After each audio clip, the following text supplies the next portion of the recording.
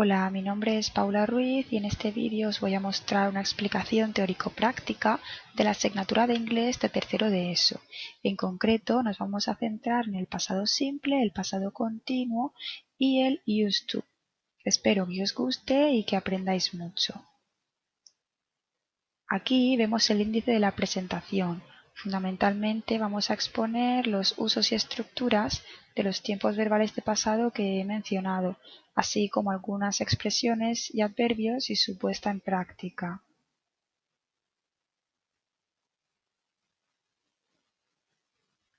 Comenzamos con el pasado simple. Este tiempo verbal se utiliza para expresar acciones rutinarias que tuvieron lugar en el pasado, pero que ya han acabado. Además, se utiliza con verbos de estado como son el verbo to be, el verbo love, hate, like y algunos otros. En cuanto a su estructura, el pasado simple se crea con la fórmula sujeto más verbo en pasado más complementos para frases afirmativas. Hay que tener en cuenta que los verbos en pasado simple se forman añadiendo ed al infinitivo si son regulares y si son irregulares habrá que aprenderlos de memoria como veremos más adelante. Las oraciones negativas siguen la misma fórmula, pero la negación del verbo se hace negando el auxiliar did, que sería didn't o did not, más el verbo en infinitivo. Como el auxiliar ya indica pasado, no hace falta añadir ed al infinitivo. Para las interrogativas utilizamos el mismo auxiliar y realizamos la inversión de sujeto. Aquí tenemos la famosa lista de verbos irregulares que tenemos que aprender de memoria.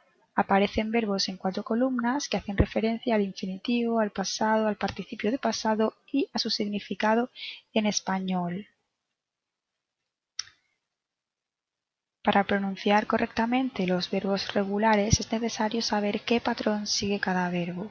Los que terminan en vocal o consonante sonora se pronuncian con D, los que acaban en consonante sorda se pronuncian con T y los que acaban en T o D se pronuncian IT.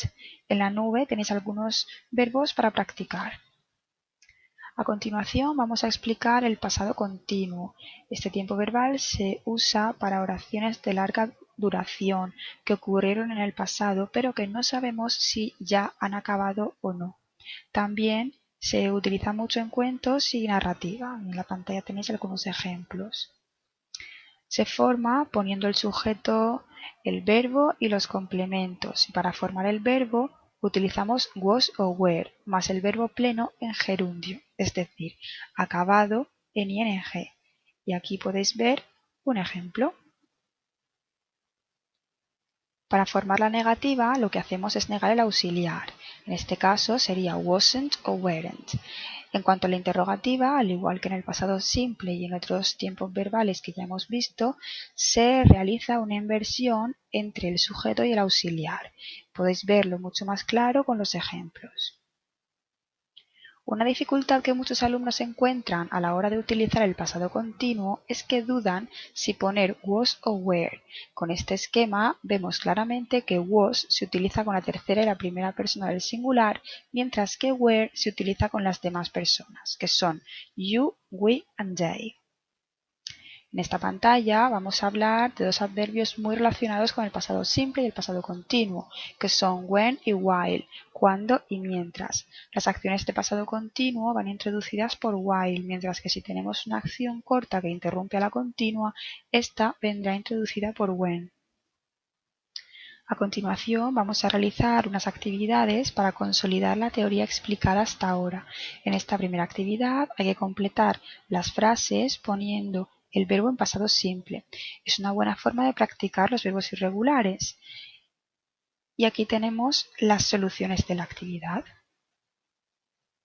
Esta segunda actividad consiste en ordenar las palabras y conjugar el verbo correctamente en pasado continuo. Es un poquito más compleja, pero muy interesante también.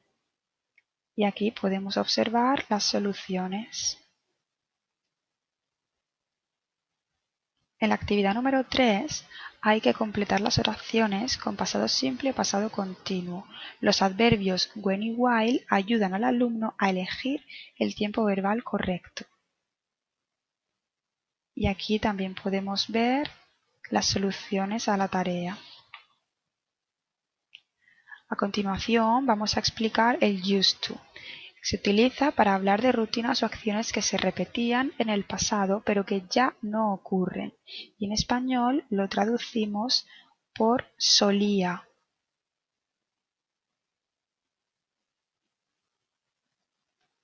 En afirmativa se forma con el used to más el verbo infinitivo. Como veis en el ejemplo, I used to play tennis when I was a child. Solía jugar al tenis cuando era niño. La negativa se forma con didn't used to más verbo en infinitivo y la interrogativa con la inversión del auxiliar did.